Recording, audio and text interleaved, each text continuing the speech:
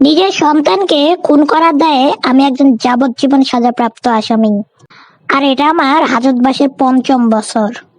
তবে একটা সত্যি কথা বলি, খুনটা আমি করিনি। এভাবেই শুরু হয় আই উইল ফাইন্ড ইউ বইটি, যার লেখক হার্নাল কোবেন। এটি বাংলায় অনুবাদ করেছেন আহনাব তাহমিদ। বই সংক্ষেপ: ডেভিড তার ৩ বছরের ছেলে ম্যাথিউকে হত্যার জন্য ৫ বছর ধরে জেলে। হঠাৎ তার শালিকা র্যাচেলের সাথে একটি সাক্ষাৎ সবকিছু বদলে দেয়।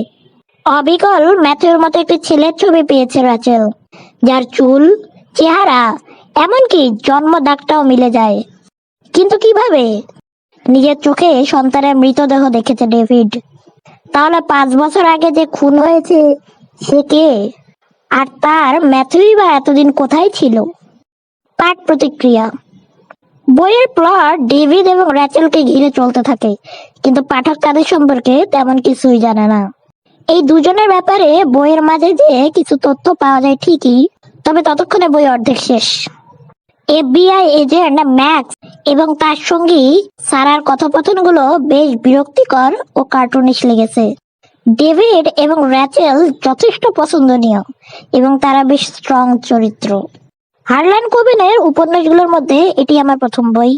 জেল থেকে পালানোর জন্য যে ঘটনা তৈরি করা হয়েছিল তা বেশ হাস্যকর। যেভাবে হত্যা করা হয়েছিল এবং হত্যার যে কারণ ছিল, দুটোই বেশ উন্মাদ। তবে শেষটা সন্তোষজনক ছিল।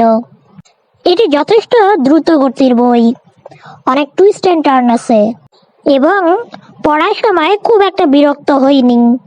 কিন্তু প্লটটা বিশ্বাস করে ঠিক পড়ে যেতে পারিনি, কারণ বেশ কিছু প্লট হোলস আছে। মনে হয় যেন খুব দ্রুত ও চিন্তা ভাবনা না করেই বইটি লেখা। বইটির অনুবাদক আমার কাছে নতুন। উনি খুব সুন্দরভাবে অনুবাদ করেছেন, অনুভূতিগুলো ভালোভাবে ফুটিয়ে তুলেছেন।